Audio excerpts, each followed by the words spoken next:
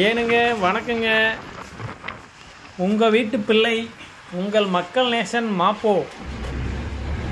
இப்படியே என்னோடய வாழ்க்கை காடு ஆடு மாடு பஞ்சகவியம் மீன் அமிலம் இயற்கை உரம் இயற்கை பூச்சி விரட்டி களைக்கொல்லியே அடிக்காதீங்க. புள்ளையெல்லாம் ப்ரெஷ் கட்டரில் வெட்டுங்க. அப்புறம் ட்ரில்லை வச்சு காட்டை ஓட்டுங்க. எக்காரத்தை கொண்டு தயவு செஞ்சு மக்களே உங்கள் பாதம் தொட்டு கேட்டுக்கிறேன். கெமிக்கலை யூஸ் பண்ணாதீங்கன்னு கெஞ்சிக்கிட்டே என் காலம் ஓடிடுமான்னு நான் ரொம்ப நாள் யோசிச்சுருந்தேனுங்க. ஏதோ பகவானோட ஆசீர்வாதத்தால் என்ன ஈன்றெடுத்த தாய் தந்தையோட ஆசீர்வாதத்தாலையும் எனக்கு கிடைத்த நல்ல நண்பர்களோட மிகப்பெரிய ஆதரவாலையும் ஒரு அருமையான ஜாக்பாட் எனக்கு கிடச்சிக்குன்னு கூட நான் சொல்லிக்கலாமுங்க. என்னடா அது திடீர்னு அதிர்ஷ்டமானு நினைக்கிறீங்களா? ஆமாங்க, பாருங்கள், ஒரு கொஞ்ச நேரத்தில் ஏர்போர்ட் வரப்போகுது. அந்த ஏர்போர்ட்டிலிருந்து நான் என்ன பண்ண போகிறேன்னு பாருங்கள். இதான் பாருங்கள், சென்னை விமான நிலையம் வரப்போகுதுங்க. என்னடா அது சென்னை விமான நிலையம்னு சொல்கிறீங்களேன்னு பார்க்குறீங்களா? பாருங்கள், ஏர்போர்ட் வந்தாச்சு. என் இனிய நண்பர்களோடு சேர்ந்து நாங்கள் அனைவரும் துபாய் பயணம் மேற்கொள்ள போகிறோமுங்க. இந்த துபாய் பயணம் மேற்கொள்கிறதுக்கான சில சட்டத்திட்டங்கள் இருக்குதுங்க.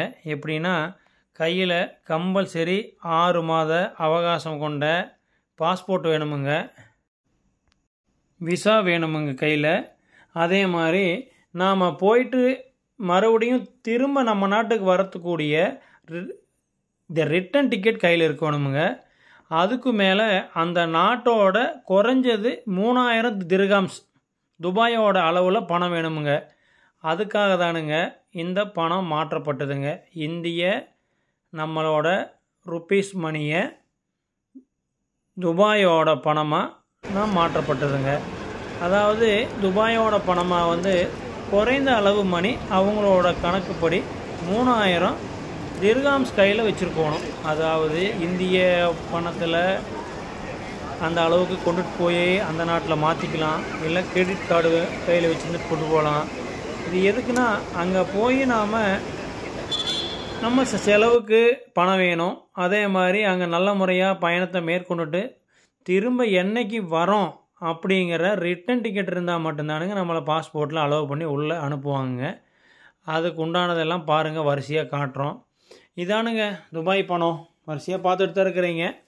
இதை ஏன் நான் சொல்கிறேன்னா, அனைவரும் இந்த மாதிரி பயணத்தை மேற்கொண்டு சந்தோஷமாக போயிட்டு வாங்க. பாருங்கள், இப்போ D9 அப்படிங்கிற என்ட்ரன்ஸ் வழியாக நாங்கள் உள்ளே போகிறோமுங்க. உள்ளே வந்தாச்சு.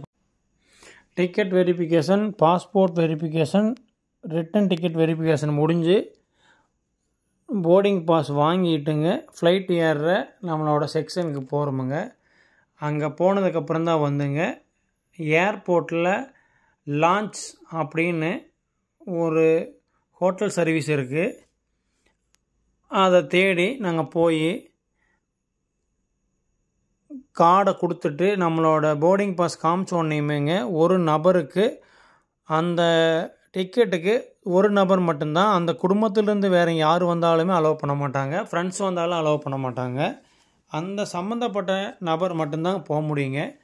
அப்படி போனதுனால நாங்கள்லாம் அந்த வச்சுருந்த கார்டுக்கும் அந்த போர்டிங் பாஸுக்கும் சம்மந்தப்பட்ட நபர் மட்டும்தாங்க அலோவ் பண்ணாங்க. போனோம். அங்கே அவ்வளவு குவாலிட்டியாகவும் சூப்பராகவும் இருக்குதுங்க. ஏன் அன்லிமிட்டெடு தானுங்க.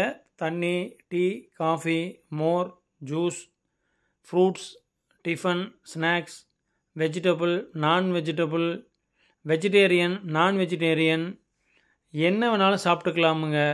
அங்கே படுத்து தூங்கிக்கலாம், உக்காந்துக்கலாமுங்க. எந்த தடையும் இல்லை, எந்த கட்டுப்பாடும் இல்லைங்க.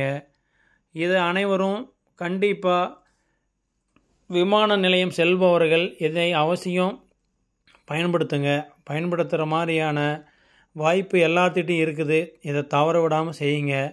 ஏர்போர்ட்டில் ரொம்ப காஸ்ட்லின்னு சொல்லிட்டு எதையுமே பயன்படுத்தாமல் சாப்பிடாம தாகத்தோட பசியோட கண்டிப்பாக நாம் வரதை தவிர்க்கணுமுங்க. 4 மணிக்கு ஃப்ளைட்டுங்க. 2 ஹவர்ஸ் முன்னாலேயே அங்கே வரணும். நாங்கள் 2 o'clock வந்துட்டோம். அப்புறம் 8 மணிக்கு அங்கே லேண்ட் ஆகிறதா சொல்லியிருக்காங்க. போயிட்டுருக்குறவங்க பாருங்கள் எவ்வளோ அழகாக அந்த ஃப்ளைட்டில் போக வீடியோ எடுத்தால் ஃப்ளைட்டோட ஒரே ஒரு ரெக்கம் மட்டும்தாங்க தெரியுது. ஏன்னா ஃப்ளைட்டுக்குள்ளேருந்தே வீடியோ எடுக்கிறோம். போக போக பார்த்தீங்கன்னா மேலேருந்து கீழே எப்படி தரைவெளி இதெல்லாம் மாற்றி மாற்றி தெரியுதுங்க. அப்படியே பார்த்துக்கிட்டே போக வேண்டியதானுங்க. ஆனால் எவ்வளோ அழகாக இருக்குது, ரம்மியமாக இருக்குதுங்க. ஆனால் ஒரு சில நேரங்களில் வேகமாக போகிறப்ப தெரியதில்ல, ஃப்ளைட் ஸ்லோ பண்ணுறப்ப கொஞ்சம் பயமாக கூட இருக்குதுங்க. பாருங்கள் மேலேருந்து பார்த்தா அடுத்தது கடல் தெரியுது, மணல் தெரியுது, பாறைகள் மாதிரி தெரியுதுங்க, காடுகள் மாதிரியும் தெரியுது. அவ்வளோதானுங்க, என் ஃப்ளைட் லேண்ட் ஆக போகுதுன்னு நான் நினைக்கிறேன்.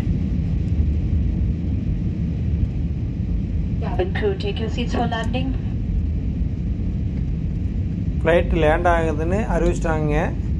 இப்போது லேண்ட் ஆனதுக்கப்புறம் இறங்கிட்டு அபுதாபியிலிருந்து நம்மளோட சுற்றுலா பயணத்தை தொடங்கிங்க. இன்னும் நடக்கிற நிகழ்வுகள் அனைத்தையும் நமக்கு தெளிவான வீடியோ மூலிமா காமிக்கணுங்க. எப்படி துபாய் இருக்குன்ட்டு கண்டிப்பாக பாருங்கள். பார்த்து இந்த லைக் கொடுங்க, இந்த சப்ஸ்கிரைப் பண்ணுங்கள். இது நாள் வரை ஆதரவு தந்ததுக்கு நன்றிங்க, வணக்கமுங்க.